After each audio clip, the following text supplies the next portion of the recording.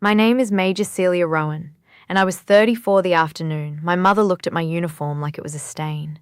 She was standing in the doorway of the guest room with a champagne-coloured dress draped over both arms, smiling the careful smile she used when she had already decided something for me. "Please," she said. "Not the uniform.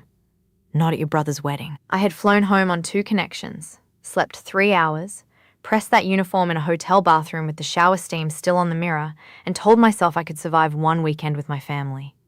1 wedding, 1 dinner, 1 dance. Then back to base. Back to the people who knew how to look me in the eye.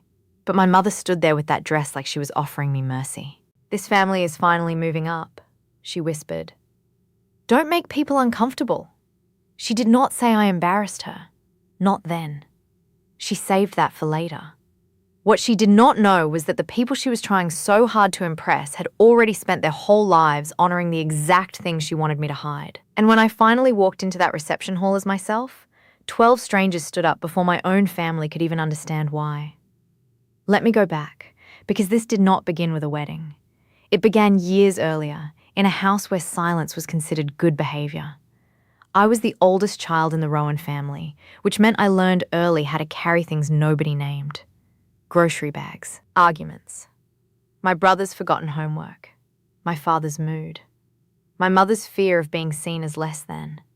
My younger brother, Adrian, was the child my parents could explain. He was handsome in the simple way people trust immediately.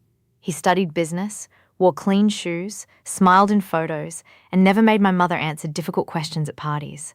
I was different. I was the daughter who left at 18 with 2 duffel bags and a bus ticket to basic training. My mother told people I was figuring myself out. When I finished officer training, she called it a little ceremony. When I deployed the first time, she said, "Don't tell your grandmother too much. It upsets people." When I came home, thinner, quieter, sleeping with the window cracked, even in winter, nobody asked why. They were relieved I still looked presentable. That was the rule in my family. Look presentable. Never bleed where guests can see. The army became the first place in my life where people meant what they said. A command was a command. A promise was a promise. If someone said they had your back, they stood close enough for you to feel it. I became good there. Not loud. Not flashy. Good. I learned how to make decisions when there was no perfect answer. I learned how to keep my voice steady when everyone else needed something to hold on to. I learned how to lose people and still get the others home. My family learned none of that. To them, I was still Celia, the strange one. The one who missed birthdays because of that job. The one who wore boots too often. The one who never learned how to soften herself for a room. My mother's shame was not dramatic at first. That would have been easier to fight. It came in small, polished ways.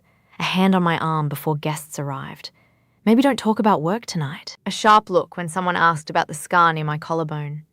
Celia had a little accident overseas. A laugh when I corrected her.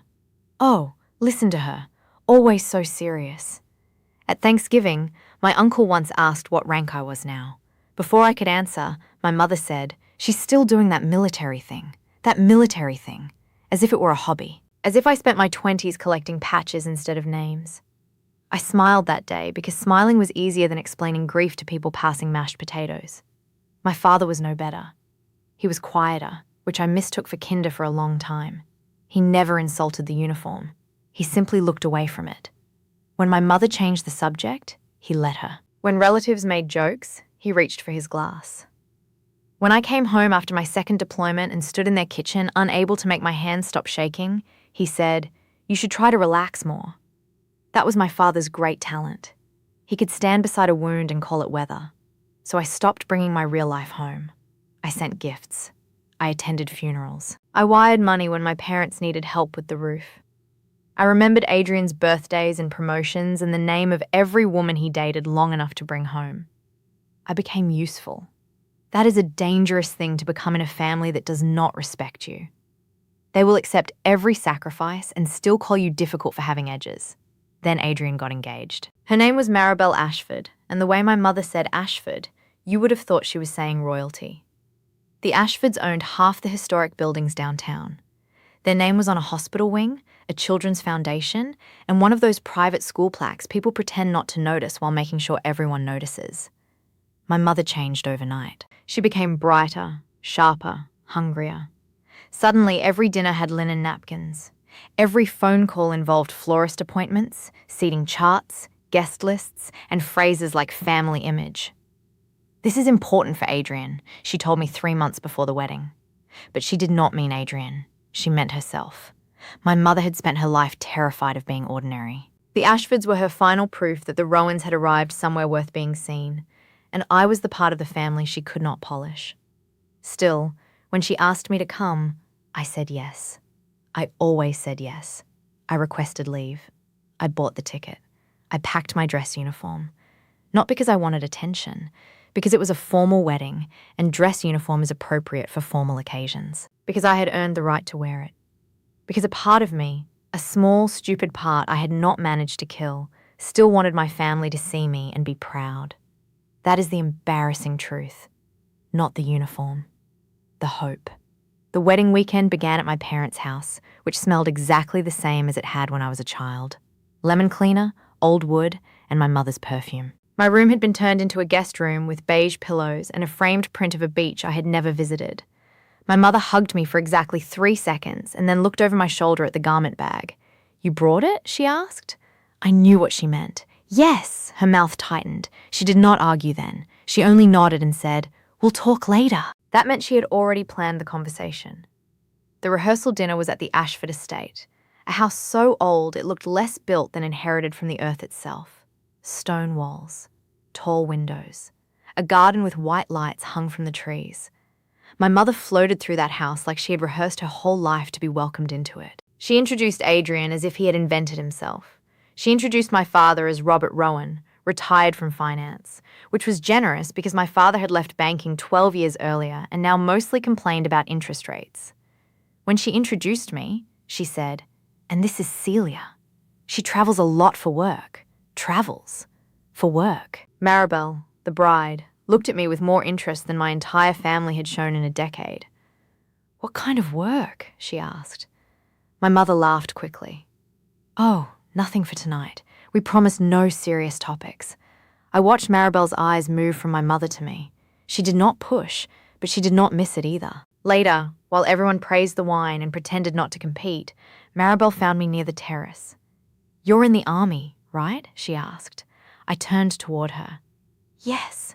Her face softened, not with pity, with respect. "My grandfather served," she said. "My father still keeps his old jacket in his study." That should have warned me. It did not. I was too used to being ashamed on behalf of other people. 2 hours later, back at my parents' house, my mother knocked once and entered without waiting. She had the champagne dress in her arms. It was beautiful. I will give her that. Soft fabric, careful stitching, the kind of dress designed to make a woman look expensive and harmless. "I bought this for you," she said. I stared at it. "For what?" "For tomorrow." I knew then. There are moments when your body understands before your mind is willing to. My chest tightened. "I already have something." Her face changed into that patient expression she used when she wanted me to feel childish. "Celia, please don't be stubborn. I'm not being stubborn. It's Adrian's wedding. I know. The Ashfords are very traditional. So is a dress uniform." She closed her eyes for half a second. "Don't do that." "Do what?" "Act like this is about rules." I said nothing. She laid the dress on the bed with both hands, smoothing it like a peace treaty. "I am asking you as your mother. Just blend in tomorrow. Let Adrian have a normal day. Normal." That word had followed me through childhood like a locked door. Normal girls smiled more. Normal girls wore softer clothes. Normal daughters stayed close. Normal women did not come home with medals nobody wanted to discuss. I looked at the dress, then at my garment bag. "What exactly are you afraid will happen if I wear my uniform?" My mother's face went still. "People will stare. That is not an answer. They will ask questions. About my life? About things that do not belong at a wedding." There it was. My life did not belong at my brother's wedding. My service did not belong. My sacrifice did not belong. I was allowed to attend as long as I came disguised as someone easier to love. I wanted to fight. I wanted to say every sentence I had swallowed since I was 18. Instead, I did what I had been trained by that house to do. I said, "I'll think about it." The relief on her face hurt worse than anger would have. "Thank you," she whispered. "I knew you'd understand. That was always the burden she handed me. Understand. Understand why she minimized me. Understand why my father stayed silent. Understand why Adrian never asked. Understand why the family needed peace more than I needed dignity." After she left, I sat beside that dress until the room went dark. Then I reached into the inner pocket of my uniform jacket and took out the photograph. It was small, folded at the edges, protected in a plastic sleeve that had cracked down one side. In the photo, Sergeant Lena Ortiz was laughing with one hand raised against the desert sun.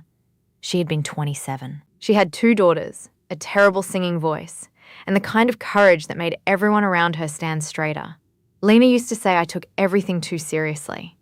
"Major," she'd tell me, even before I was a major, "one day you're going to learn that being loved is not the same as being useful." I hated when she said that, mostly because she was right. The last time I saw her, there was smoke and sand and a choice no one should have to make. I made the call.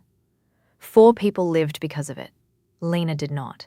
The medal they pinned on me later came with words like valor and extraordinary courage and selfless action. Words clean enough for paper, not clean enough for memory. I kept her photo because medals are heavy, but photographs are worse. A medal tells people what happened. A photograph tells you who did not get to hear the applause. So when my mother asked me to hide my uniform, she was not asking me to change clothes. She was asking me to fold Lena back into silence. I slept badly. The morning of the wedding, Adrian came into the kitchen while I was making coffee. He looked handsome already, hair damp, shirt half-buttoned, nerves making him younger. For 1 second, I saw the little boy who used to crawl into my bed during thunderstorms. Then he spoke. "Mom told me about the uniform." I set the mug down. "Of course she did." He sighed like I was creating a problem he had been mature enough to avoid. "Can you just not today?" "Not what?" "Make a thing out of it." I wasn't planning to. "Come on, Celia." That irritated me more than it should have. The familiar tone. The younger brother who had never carried the weight but still believed he had the right to instruct me on how heavy it was.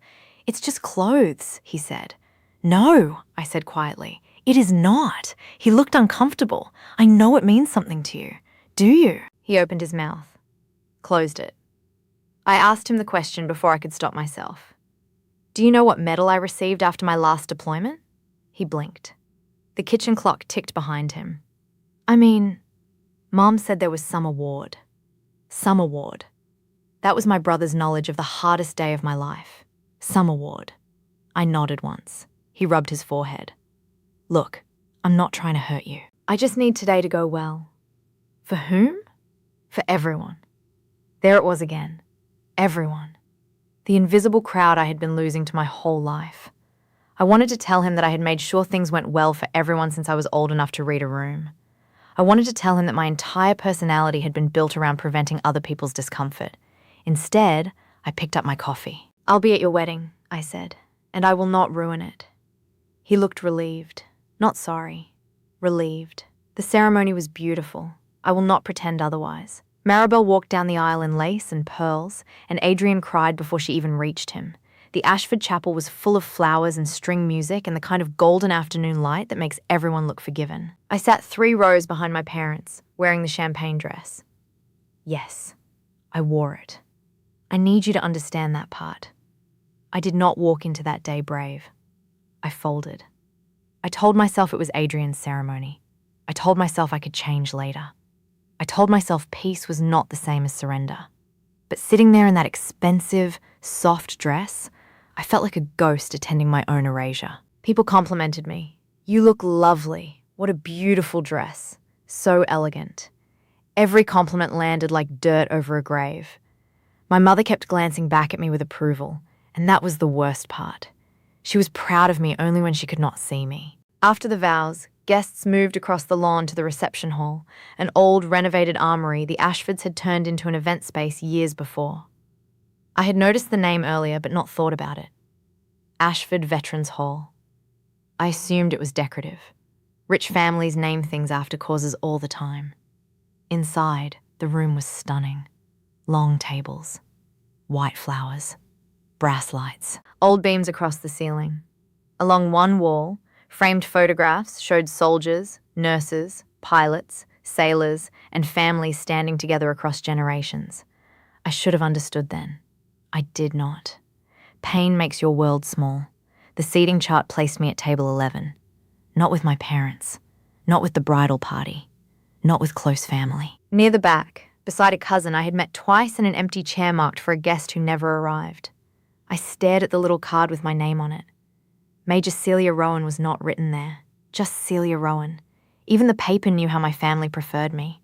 I was standing near that table when my phone buzzed. A message from my cousin Beatrice. Beatrice was my father's niece, older than me by 6 years, sharp-eyed, divorced twice, and permanently tired of pretending our family was normal. The message had no greeting, just a screenshot. I opened it. At first, I did not understand what I was seeing. It was a family group chat called Wedding Smooth Plan. My name was not in it. My mother had written at 8:12 that morning. Please make sure Celia stays in the dress for the reception too. No uniform. The Ashfords are classy people, and I do not want military drama today. My aunt had replied, agreed. She always needs attention. Adrian had replied, just keep her away from the front tables if she changes. My father had typed nothing. But underneath the message, I saw the read receipt. Robert Rowan read at 8:15. My father had seen it. He had read military drama, seen my mother planning where to hide me, watched my brother agree to keep me away from the front, and he had done what he always did. Nothing. I looked up from the phone. Across the room, my mother was laughing with Maribel's parents, one hand pressed elegantly to her chest. Adrian was accepting congratulations. My father stood near the bar, expression blank, holding a glass he did not seem to be drinking. And I felt something inside me go quiet. Not break. Quiet. Breaking is loud. This was not loud. This was the final click of a lock opening. I walked to the restroom, closed myself in a stall, and looked at the screenshot until the words stopped hurting and started clarifying. Military drama. Away from the front. Classy people. The shame was not accidental. It had a schedule, a seating plan, a group chat. I thought of Lena's photograph inside my garment bag in the coach room. I thought of every year I had made myself smaller so my mother could feel taller. And then I laughed once. Not because it was funny, because I finally understood the joke. They had never been embarrassed by what I lacked. They were embarrassed by what they could not control. I left the restroom, went straight to the coach room, and found my garment bag hanging behind the staff jackets. For a moment, I just held it. That old fear came back. Of course it did. Fear does not vanish because you finally deserve better. It asks one last time if you are sure. I looked down at the champagne dress. Beautiful. Soft. Empty. Then I unzipped the garment bag. I changed slowly. Not dramatically. No music. No speech. Just a woman in a small coat room taking off the costume her family preferred and putting on the truth. The jacket settled on my shoulders with familiar weight. I pinned the ribbons straight. I adjusted the collar. I took Lena's photo from the pocket, pressed my thumb over her laughing face, and whispered, "Come with me." Then I placed it back over my heart. When I stepped out, one of the catering girls looked at me and froze. I braced myself. She smiled. Not wide, not nervous, respectful. "Ma'am," she said, and moved aside. That almost undid me. Kindness from strangers can be dangerous when you have survived too long without it. The reception had already begun. The room was full now, warm with conversation and glassware and music. I entered through the side hallway near the back because that was where the coach room opened. I could have gone directly to table 11. That was the easiest path. Along the wall. Head down. Quiet. Even in uniform, I could still obey the shape they had made for me. For 3 steps, I did. Then I saw my mother. She was near the centre of the hall, speaking to Maribel's father, Charles Ashford. Her face was bright, animated, proud of itself. Her eyes moved past him, found me. The colour drained from her cheeks. She did not look angry first. She looked terrified, like I had walked in carrying fire. My father followed her gaze and stiffened. Adrian saw me a second later from the head table. His jaw tightened, and I knew exactly what he was thinking. Not today. Not now. Not in front of them. I kept walking. Not toward the head table. Not toward my mother. Just toward my assigned place. The back. The safe corner. The place chosen for the version of me they could tolerate. I had nearly reached it when a chair scraped across the floor. The sound was sharp enough to cut through the room. Then another chair moved. Then another. The conversations near me faded first. Then the music softened, confused, until the pianist's hands went still. I turned. At the front of the room, an elderly black man in a dark suit had risen from his chair. He was tall, even with age, bending one shoulder slightly lower than the other. His hair was white, his posture exact. I had seen him earlier beside the Ashford family portraits. I had assumed he was a relative. He was not. I would learn later that his name was Colonel Elijah Mercer, retired. 32 years in the army. A friend of Maribel's late grandfather. A man who had presented scholarships in this hall every Memorial Day for 20 years. But in that moment, I only knew that he was staring at the left side of my chest. Not at me. At the ribbon my family had never bothered to identify. His expression changed. The social mask fell away, and something older took its place. Recognition. He knew. Across the room, Colonel Mercer slowly brought himself to attention. The entire hall watched him. My mother looked between us, confused and panicked, still not understanding the language being spoken without words. Colonel Mercer raised his right hand. Precise. Steady. A salute. Then his voice carried through Ashford Veterans Hall like it had been built for him. Valor in the room. 3 words. That was all. Valor in the room. Not drama. Not embarrassment. Not a daughter who needed to be hidden beside the bathrooms. Valor. The word moved through the guests like weather. Some understood immediately. Others looked to the people beside them. A man near the front whispered to his wife. A woman at table 5 covered her mouth. I stood frozen. I have heard mortars. I have heard helicopters coming in too low. I have heard grown men pray to mothers who were not there. But I had never heard a room full of strangers become silent because they saw me. Really saw me. My hand rose before I fully decided to move. I returned Colonel Mercer's salute. My fingers were steady. My eyes were not. Then the second veteran stood. A woman in a green silk dress near the windows, maybe 60. Short grey hair, shoulders squared like memory had pulled her upright. Then a man at the bar, leaning heavily on a cane, pushed himself to his feet. Then another near the Ashford cousins' table. Then 2 older men seated together by the wall. Then a younger woman with a service dog resting under her chair. One by one, across that beautiful hall, 12 veterans stood. Not all saluted. Some simply stood at attention. Some placed a hand over their heart. One man bowed his head. But every one of them rose. 12 people who had never sat at my parents' table, never watched me shrink, never benefited from my silence, stood up because they understood the cost of what my family had called drama. The hall remained utterly quiet. And in that quiet, my mother finally understood that she had misjudged the room completely. The Ashfords were not embarrassed. They were moved. Charles Ashford stepped forward first. He was Maribel's father, polished and wealthy and exactly the kind of man my mother had spent the weekend trying to impress. His eyes were wet. He walked across the room slowly, not wanting to break the moment but unwilling to let it pass. When he reached me, he did not shake my hand like a businessman. He took it gently in both of his. "Major Rowan," he said, loud enough for the entire hall to hear, "this family is honored by your presence." My mother made a small sound. I did not look at her. Charles turned toward the guests. "My father built this hall after coming home from Korea," he said. "He believed no uniform should ever have to stand alone in a room where people are free to celebrate. That was his rule." He looked back at me. "And I am sorry if anyone made you feel otherwise today." There it was. The apology my own family had owed me for years, spoken by a stranger in front of the people they had tried to impress. My mother moved then. Of course she did. Shame will often try to disguise itself as pride when witnesses arrive. She hurried toward me with her hands lifted, her smile trembling at the edges. "Our she said, voice too loud, too sweet. "We are so proud of our She is just so private about all this." Our I almost smiled. For years, I had been that military thing. Now, standing in a room that honored me, I had become our She reached for my arm. I stepped back. It was a small movement, but everyone saw it. Her smile faltered. "Celia," she whispered through her teeth. "Don't." That word carried my whole childhood inside it. Don't make a scene. Don't tell the truth. Don't embarrass us. Don't force us to see what we did. I looked at her, and for the first time in my life, I did not feel smaller. "I didn't bring shame into this room," I said quietly. "I brought myself."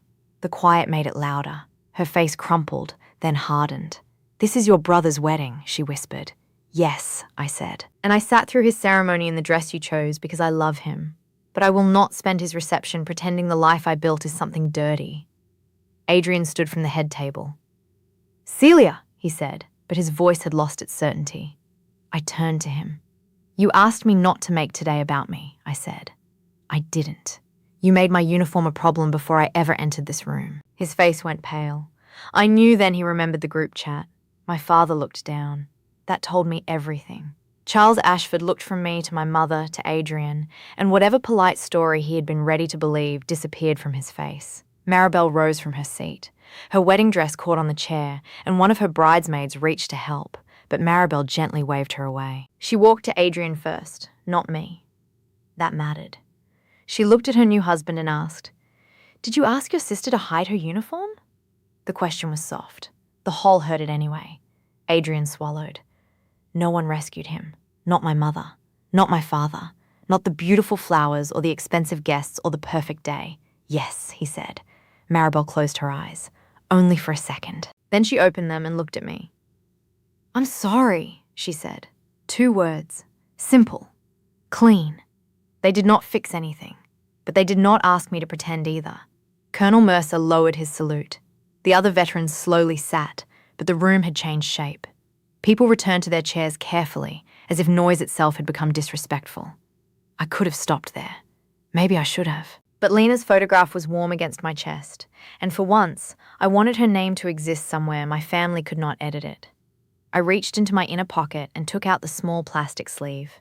My mother's eyes widened, afraid of whatever truth might come next. Good. I held up the photograph. "This is Sergeant Lena Ortiz," I said. My voice did not shake. She had 2 daughters. She sang badly. She cheated at cards. She was braver than anyone I have ever known. The room stayed still. She died on a road most of you will never hear about. I received this medal because of what happened that morning. But the story does not belong only to me. It belongs to her. And to everyone who came home carrying someone who didn't, I looked at the 12 veterans. Thank you for standing. Not just for me. For her. The woman in the green dress pressed her fingers to her lips. Colonel Mercer bowed his head. And for the first time in 10 years, I said Lena's name in front of my family. No one changed the subject. No one laughed. No one called it serious.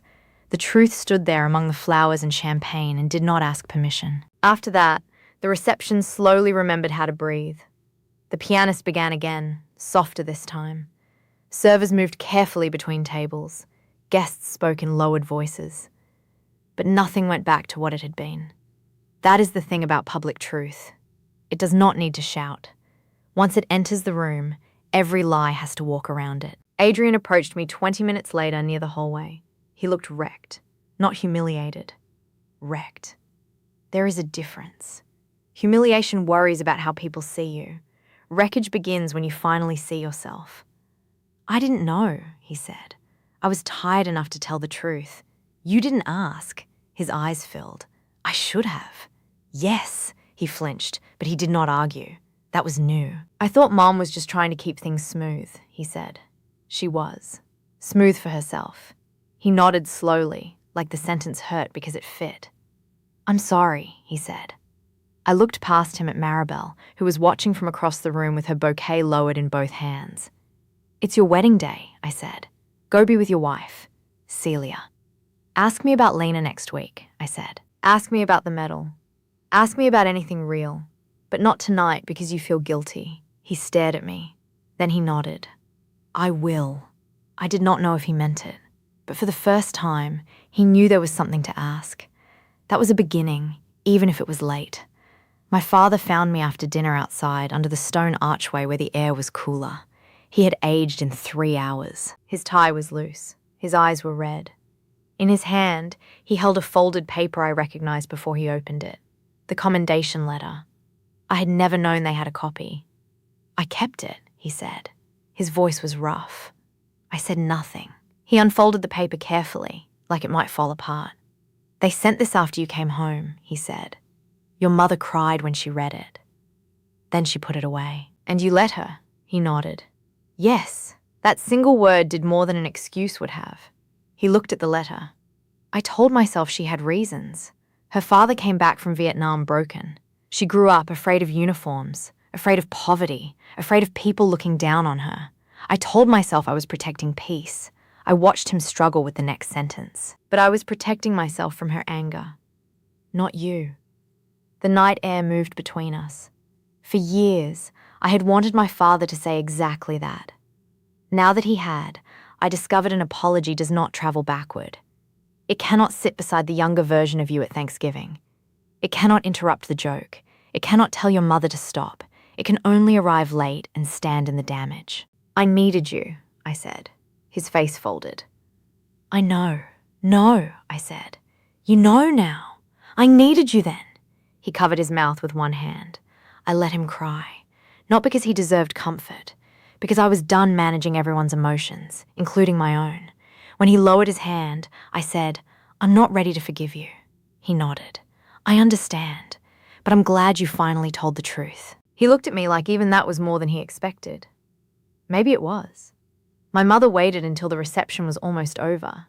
She caught me near the coach room, which felt almost poetic. The same place where I had changed out of her lie. Her makeup had been repaired, but her eyes betrayed her. "Are you happy now?" she asked. I almost laughed. That was my mother, standing in the ashes of her own choices, still looking for the match in someone else's hand. "No," I said. "I'm not happy. You embarrassed me." I looked at her for a long moment. There was so much I could have said. I could have mentioned the group chat. I could have named every birthday, every deployment, every dinner where she had hidden me in plain sight. I could have hurt her accurately, but I was so tired. And I finally understood something. The goal was not to make her understand. The goal was to stop needing her to. "I didn't embarrass you," I said. "I revealed you." Her lips parted. The sentence landed. "You don't get to claim me only after strangers honor me," I continued. "You don't get to hide me at lunch and hold my arm at dinner. From now on, you either know all of me or you don't get the easy parts." Her eyes filled, but I did not move toward her. That was new too. "I'm your mother," she whispered. "Yes," I said. "And I'm your daughter, not your secret." She had no answer. For once, silence belonged to her. The rest of the night passed strangely. People came to me carefully. Some thanked me. Some told me about fathers, brothers, wives, sons. A few simply nodded because words would have been too much. Colonel Mercer found me before leaving. He did not make a speech. He only shook my hand and said, "Ortiz will be remembered in this hall." I had to look away, because that was the moment that almost broke me. Not my mother's shame, not my brother's apology. That. A stranger making room for the name my own family had never asked to hear. Maribel hugged me before she and Adrian left. "I want you at our table next time," she whispered. I smiled because it was kind, and because I knew there might not be a next time in the way she imagined. Families do not heal in one dramatic evening. Some only rearrange themselves around the truth. In the months that followed, Adrian called. The first time, he asked about Lena. Awkwardly. Badly. But he asked. So I told him a little. Not everything. Enough. My father sent letters sometimes. Real ones. On paper. He said he was seeing a counselor. I did not know what to do with that information, so I let it be true without making it my responsibility. My mother did not call for 6 weeks. When she finally did, she talked about weather, a neighbour's surgery, a sale at the department store. Then, right before hanging up, she said, "I don't know how to talk about your life." I closed my eyes. Then start by not insulting it. She was quiet. Then she said, "I can try." That was not enough, but it was more honest than pride. Charles Ashford invited me to speak at the Veterans Scholarship dinner that fall. I went. I wore my uniform. Lena's daughters were invited too. They sat in the front row, one with her mother's eyes, the other with her smile.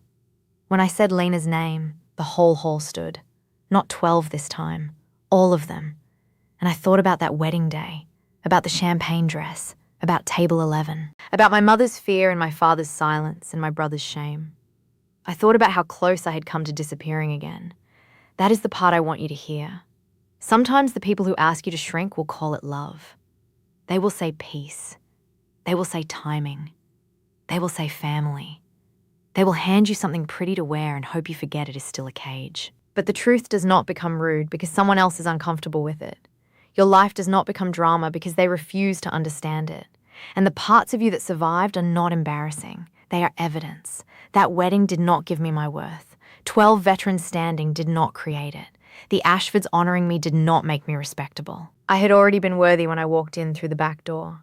I had already been worthy when I sat at the wrong table. I had already been worthy when my own family could not say the word proud without an audience. The room did not change who I was. It only made it impossible for them to keep pretending they didn't know. So if someone ever begs you to hide the strongest part of yourself so they can feel comfortable, remember this. You are not difficult because you refuse to disappear.